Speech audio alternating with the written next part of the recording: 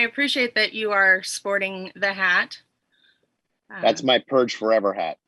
Is it? When I was doing my research, I was looking at your socials and noticed it's quite the popular attire for you right now.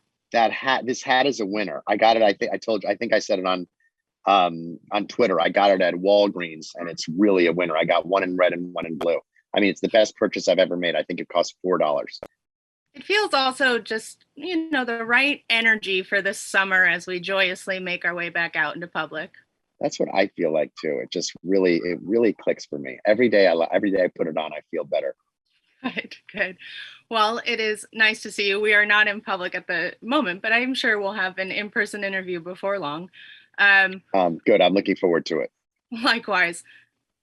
To jump off from that a little bit, how did you land on feeling secure in this date for release? These always did well in the July area because of the sort of patriotic themes in there.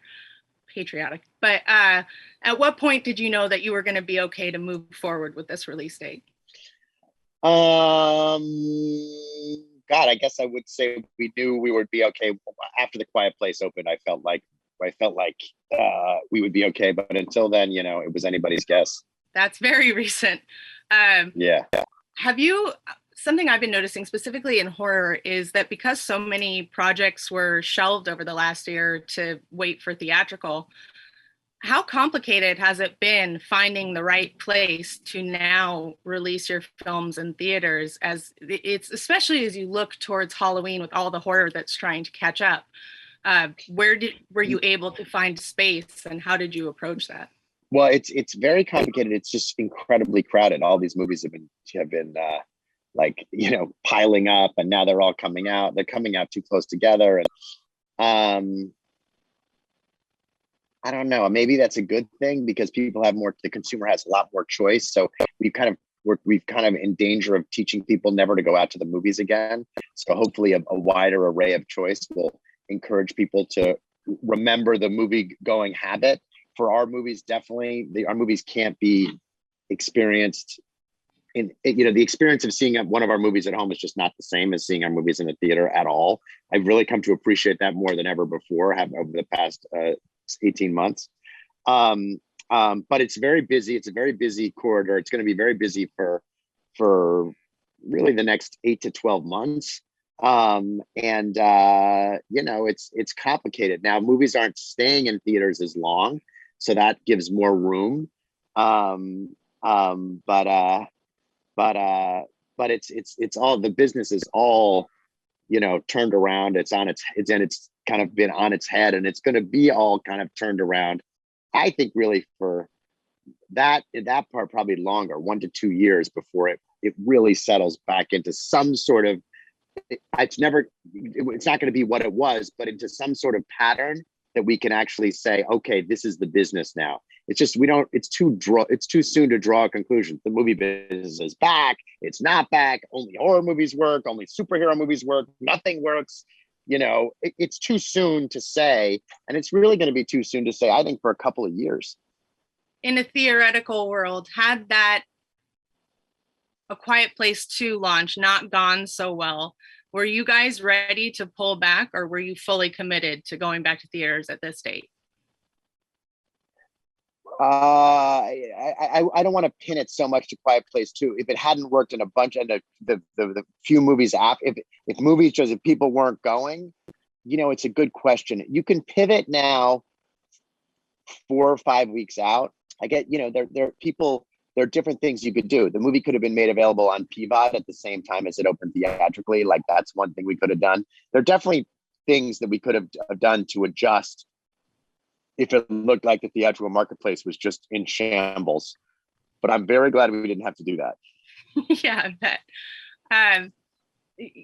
You touched on something that I wanted to ask about a little later, but since it came up now, you have been very open over the years that theatrical is a huge part of the profitability, specifically of your horror projects. How were you able to navigate the last 18 months, and what steps did you take to, stay in decent shape when that was pretty much removed from the equation? The movie business, it has a long tail. So really, we're going to feel really this year, funnily enough, and next year more than less. So we were, you know, living off the invisible man through COVID, but the problem is we didn't have anything after that. So now is actually the trickier time. And just to answer the way that I guess the answer to your question is the way we've been mitigating that is doing a lot more work in TV and doing streaming movies, which we did all through the pandemic and we're continuing to do. So we're trying to we're not trying to, we're making money in different ways. The other question I have sort of about the delay specifically relating to the Forever Purge is this, you know, was written and completed so long ago, and it is so tied up in the state of our nation. Were you guys at all concerned that it would feel out of date by the time it finally hit in 2021? And then the sort of inverse of that is after January 6th, were you like, oh, maybe a little too timely, too touchy? Both of those things that you said are true, but it's out of my control. I've learned in my business not to try and not be concerned about things you can't control. So there was nothing I could do about either one of those events. You never know. The timing of a movie is it can be great or it can be terrible. I've lived through both, but there's not a lot you can do. So I try and focus on other things. But luckily I have the ability to do that. But if I weren't able to do that, I would be worried. But I try not to think about it because there's really nothing I can do either way. And by the way, stuff changes so fast now. You know, what's a problem 3 months ago is not a problem in 3 months, and what's coming in 3 months you don't know. So I try not to think about it. But all of those things can be impediments to the Forever Purge or any movie. You know, the current events affect viewing habits of people by tremendously. I had to go double check like my facts, go fact check if you would like to use the correct term, because it felt once again, and your writer James DeMonaco seems to keep doing this, like slightly prophetic. I was like, did they really finish this in 2020? I don't know if I have a specific question about that. I will just say that DeMonaco is becoming something of a sort of like horror schlock prophet, and it's freaking me out, man. It's bizarre. I mean, it's totally with the movie. I swear on everyone, you know, in my life, the movie was finished, the script was finished, everything was done way before January. I mean, they look like they're wearing purge masks. I mean, it's so crazy. And, you know, the election, you know, he's done it 3 or 4 times. Like, I don't know, he sees the future. I agree with you. It's very scary and very creepy, but it's true. You know, he hasn't, we don't like go reshoot the movies after things happen. In fact, you can also, to your point, you can also be too close to what's happening. So, you know, I don't think we're really specifically trying to do that. You don't want the Purge movies to predict the future. That's not a good future. Let's hope it's always going to be slightly an allegorical prediction, not a literal. Yes, exactly. I at a certain point, part of me is like, he should stop writing such bad things. He should write a really happy fantasy and see if that comes to fact. I would like to. What's he doing here? Let's put some positivity out there. Totally. With the Purge, when this was first, you know, sort of announced and talked about in press, it was pretty like framed as the final installment, and that framing seems to have dissipated a bit as it's come to its release. Do you guys still consider it the final Purge? Do you think now that there's possibly more? I can shed some light on that. James and I are endless, are in a huge fight about it. Not a real fight, but he doesn't want to do any more. But I definitely do want to do more. And I'm very persuasive. So I would bet on me. But so far he is still saying this is the last one. But I'm trying to talk him into some more. So that's why it's murky. But so we don't. Who knows? Currently, right now, this is the last Purge. Gotcha. Maybe he's afraid he's telling the future. Well, I think he's spent a lot, you know, he obviously spends a lot more time inside the Purge than I do, writing the movies, of course. I think it's hard to live inside the Purge. He's been living in it for 7 years. I think my heart goes out to him. I think it's not easy. Absolutely. When we were talking for the Purge Anarchy many years ago, which was, the one where you really opened it out into the world, took it to the streets, we were kind of joking around about all the infinite possibilities of where this could go. And it's like, you've gone to a lot of those possibilities. Do you think that there is, I will use a very goofy example, but just to get the point across, people joked for years about Fast and Furious going to space, and now they did. Do you think there's a cap to how big those ideas can get? Oh, I mean, can you jump the shark? For sure. I mean, you could jump the shark in anything. You could jump the shark in Purge movies. I'm watching a show on TV called With Honor, which I really like, but they jumped the shark. Either the end of the 6th episode or the beginning of the 7th episode. When it's so obvious that they blew it. I don't know what happened in the writer's room, but that's all. I was very aware that they did it on that show, and you suddenly get much less interested in it. I hope we never do it on the Purge, but it's a risk, of course. I mean, to a certain extent, I would think that your restraint when it comes to budget and the way you've held to that all these years prevents a certain measure of that. Does that feel true? I think that's a great point. That if you have endless money to spend, the chances of jumping the shark are greatly increased.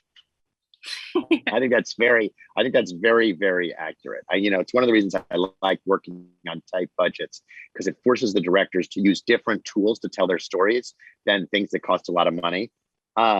Because I think by their very nature, things that cost a lot of money are like band-aids to storytelling. Like, you can't think of a good way to resolve a problem, so you use a bunch of CGI and do some big set piece, and that doesn't advance your story. It doesn't really solve your problem. It just distracts the viewer from the problem, but it doesn't solve it.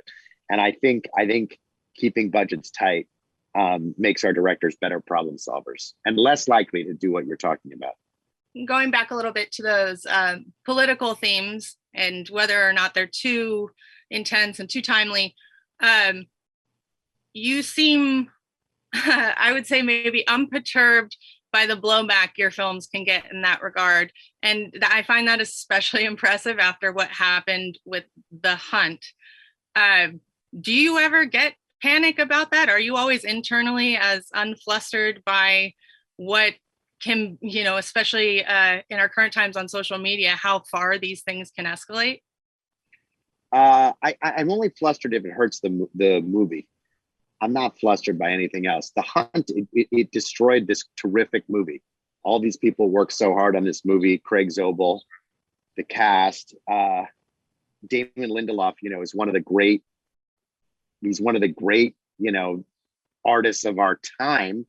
They made something spectacular, and it was wrecked by people talking about a movie that they hadn't seen, particularly the press, particularly a reporter. And that I was incredibly upset about, because no one saw the movie as a result.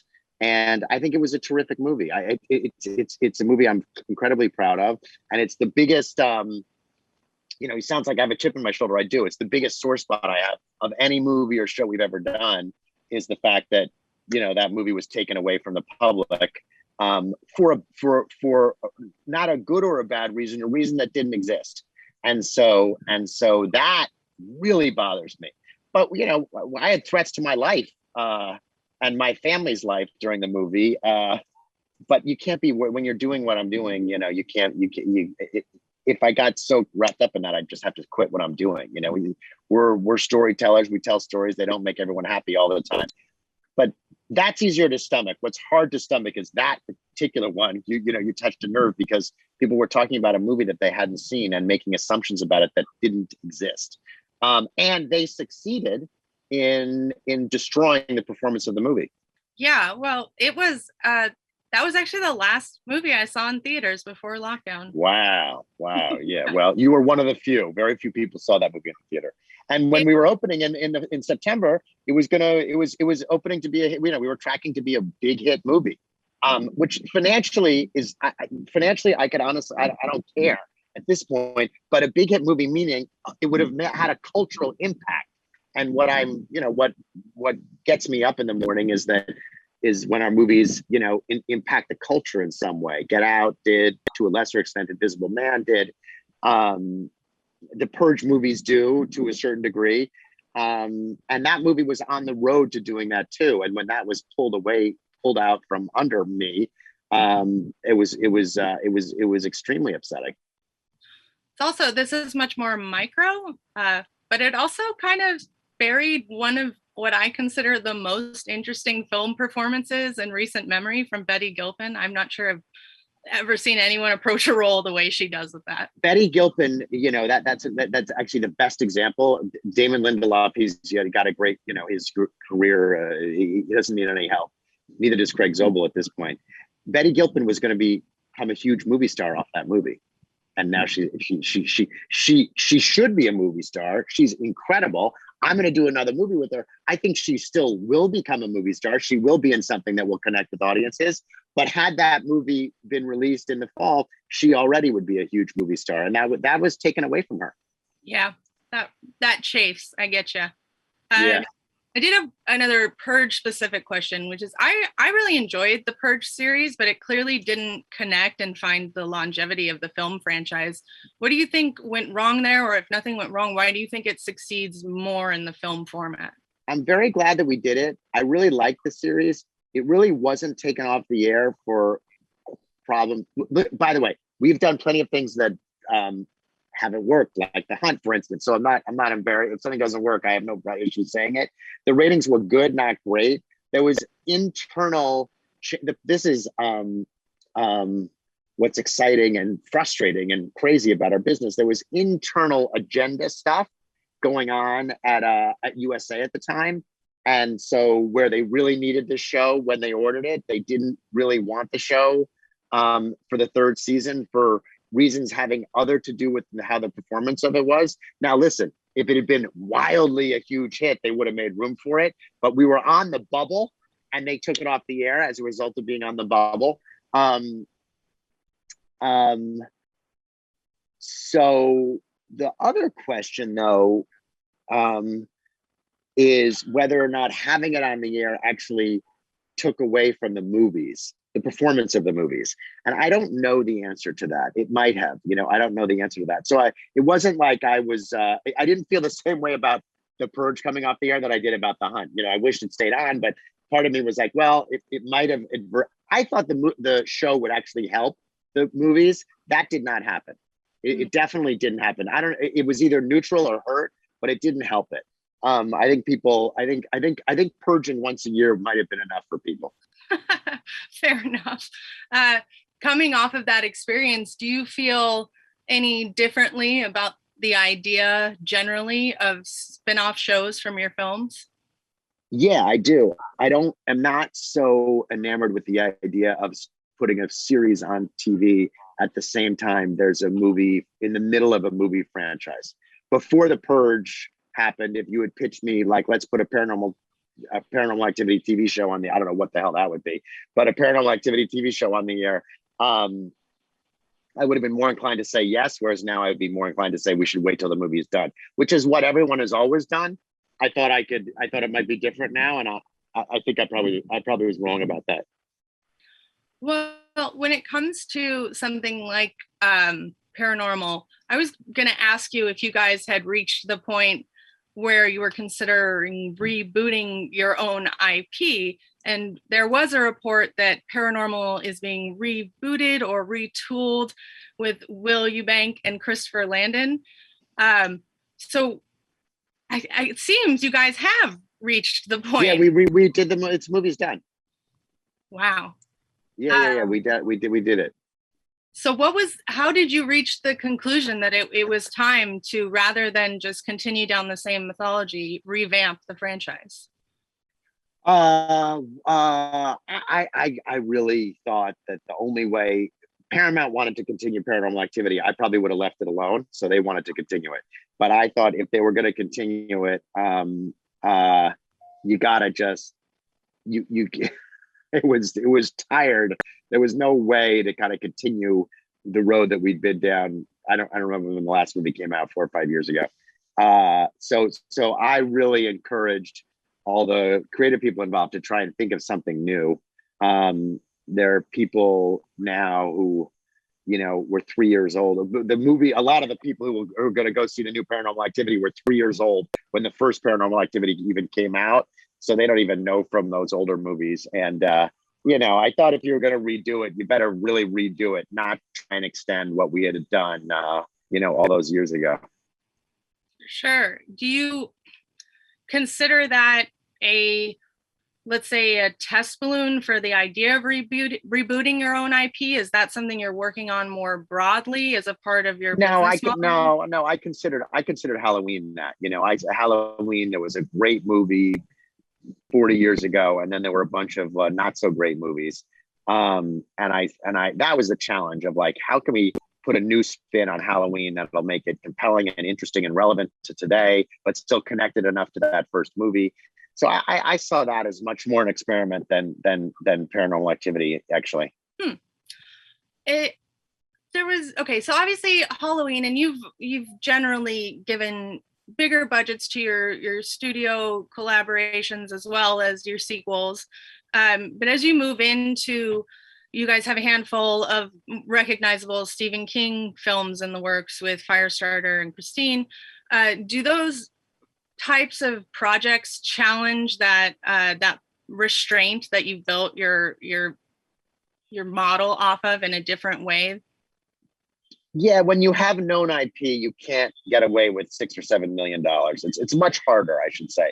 Lee Wanell did it with Invisible Man, but it's much harder. And so, but I still think if you look at the average price of a studio movie now, which is between 60 and 70 million dollars, we're still way below that. Even at 15 or 20 million bucks, we're still way below that. And I like I said earlier in the interview, I think lower budgets lead to better movies. And so how low budget obviously depends. If it's an original, we can still do them for $5, $6, $7 million. If there's existing IP, you're putting more hurdles in front of the filmmaker. So it's just too hard to say to the filmmaker, your Halloween, it's gotta be, you've got to, Jamie Lee Curtis and this and that and everything else. And then you have to do it for nothing. You have to give the filmmaker a little bit more resources, but I still give the filmmakers, much less resources than I think ideally they would like, which they're mad about going into it, but coming out of it, I think oftentimes they feel like there was a reason for it. One that stands out to me in particular is working with Brian Fuller, who is known for his incredible visuals and production value. How did you guys strike the balance in your conversations of agreeing on a sort of, higher budget for you, maybe lower than what he might be used to? The conversation I had with him is kind of the conversation I have with, similar to most filmmakers, which is, this is going to sound a little contradictory to what I said before, but I'm going to say it anyway. You can't, when you first start out, it's not fair, I think, to the filmmaker or the director to have them really write to a budget. I just say, try and keep the budget in mind when you write, but write a great story. When we get a great script and a great story, then the second phase of how we attack making a movie is we say to the director, hey, this scene takes place at the Statue of Liberty. Could it take place instead, at a fucking newsstand or something? We go through the script, and 50% of the time the filmmaker says, no way, you're out of your mind. And 50% of the time the filmmaker says, yeah, I don't really care. I didn't think about that when I was writing it. I just, that's fine. And that's how we whittle it down. It's too hard to start out with Brian Fuller and then say, hey, I'm so excited about Christine. Now make sure you write something we can shoot for cheap. It's not a good way to start off a relationship. But everyone knows when we started with David Gordon Green on Halloween, he knew, and he wrote. And then after he wrote, we worked on it to get it to a place where we could make it for whatever we made it for, $12 million or $14 million. You also, of course, you always have that, sort of ace in your pocket, which is the creative control for the filmmaker. On another talent angle, you were able to get Ryan Gosling for Wolfman, and he's become very selective about the projects he picks over recent years. He makes less and less, it seems like. So, what were the conversations like that convinced him to come on board that project? That actually, he is the one who approached Universal. He really connected with that character. And he actually, it's very unusual, but he actually, before I was even involved in the movie, he approached Universal and said, I want to be the Wolfman. And I really want to make a movie I want to make a new Wolfman movie, and I want to play the Wolfman. And for a variety of reasons, you'll have to ask him on that. But for a variety of reasons, he really connected with that character and he wanted to do it. So that's how that happened. That's interesting. So then does Universal come to you and you bring Leigh Whannell into the equation? On that movie, that's exactly what happened. Yes. Oh, how yes, exactly. Yeah. I've interviewed you enough to know better than to push further on details on a movie you're still developing. Well, thank God. I appreciate you letting me off the hook. I'm very curious about that one. I will say one more question. When those introductions happened, did it seem that Ryan Gosling and Leigh Whannell were on the same page with the approach, or did you guys really have to hash that out? The approach, sorry, it's just a complicated. It's not an easy. Neither, they weren't on the same page. They weren't on different pages. They weren't on the same page. Ryan, because, and it's unusual that an actor would come. Elizabeth Moss didn't go to Universal saying, I want to be in the Invisible Man movie. This is unusual to which your reaction makes sense. So Ryan has a very specific idea about what he wants the character to be. And the character has to fit in the plot of a scary movie, right? And so that makes for a very fertile conversation about how are we going to do this. So Ryan, and it was not simple. It wasn't like Leigh was like, oh, Ryan's playing the Wolfman. I know exactly what this is going to be. So there were a bunch of very, very long conversations to start to break out what the actual story would be. And those conversations are ongoing. Makes sense. Another thing you're doing that is, a little bit off course for you is with Insidious 5. You've really always been very clear that your model thrives because you work with established filmmakers. And obviously, Patrick Wilson is not new to the industry. He is a very known presence, and you have worked with him many times. But it is his first time directing. So what gave you the confidence to hand the keys over to one of your biggest franchises to a first-time director? Well, we've done that a lot with, I really say it's experience on set. I mean, Jordan Peele was a first-time director. Joel Edgerton, who did The Gift, was a first-time director. So I'm using that term, loosely, meaning what I'm reluctant to do. We work with a lot of very young first-time directors in our television company. We make movies for Amazon. We made 8 movies for Epix. A lot of those directors we made 24 movies for Hulu. A lot of those are first and second-time directors. So I don't have an aversion to working with young first or second-time directors. On our specifically low-budget horror movies, I have an aversion to working with inexperienced, people on set.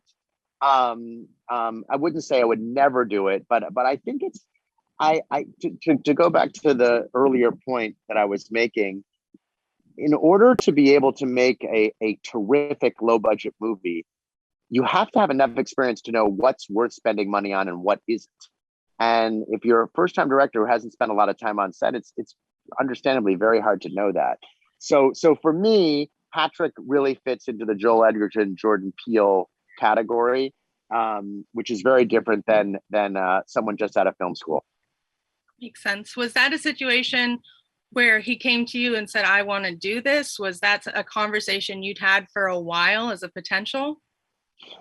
I'm not sure of the actual answer to that question, but I think it was his idea. I don't think we approached him. I think it was his idea. And I leapt at the idea. When someone who works for me told me that Patrick is, I think that's how it happened. I think he mentioned someone who works for me. I said, that's great. We should do it. I was very, very enthusiastic about it, but I do think he brought it up first. Kind of a goofy question, but I'm going to ask it because I've thought about it a long time.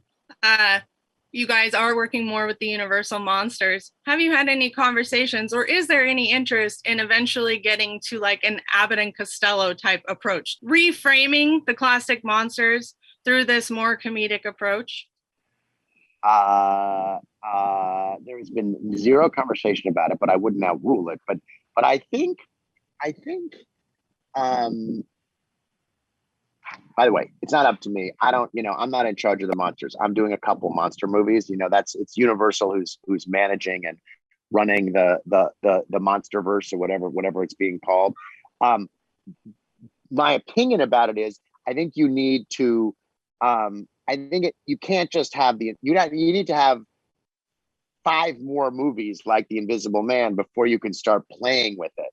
And I think you really need to.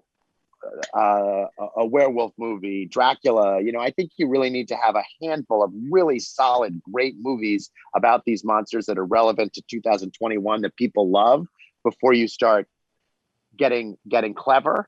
But like I said, it's not my decision. Right. All right. I have one more of the goofier type along those lines. I know there is a lot of trash talk flung at this one, but I'm a huge fan of Halloween 3. And I always thought the idea of the anthological approach to horror stories was really quite brilliant. You guys obviously have your Michael Myers trilogy in the work, but has that conversation come up? Is that of interest at all, that approach to the legacy of Halloween? Not to me, but like I said, my shepherding of Halloween, my shepherding is hopefully not, but currently it's done after the 3 movies. So you'll have to ask my partner in crime, Malik Akkad, who will do Halloween from now till the end of the time, and he may do that, but not for me. Too hard. Well, I mean, I won't go into it, but I wouldn't do that with Dang Halloween. it. Sorry. Breaking Sorry my to heart, disappoint. Jason. See, that's why you got to be tough. Some fans are happy, some are sad. You just got to hold your ground. And there was one more thing I wanted to touch on with you, because over the years, throughout our interviews, we have often discussed your belief that the distribution window would inevitably collapse. That appears to have finally fully happened. I was right, wasn't I? You sure were. I don't know if you could have predicted it would have happened in the way it did. But I knew it. Your stocks must be really healthy. But now that it yeah, go ahead. Now that it has happened, how does it adjust your strategy? Like, it feels like you probably were pretty prepared for it, being one of the people crying that it was inevitable.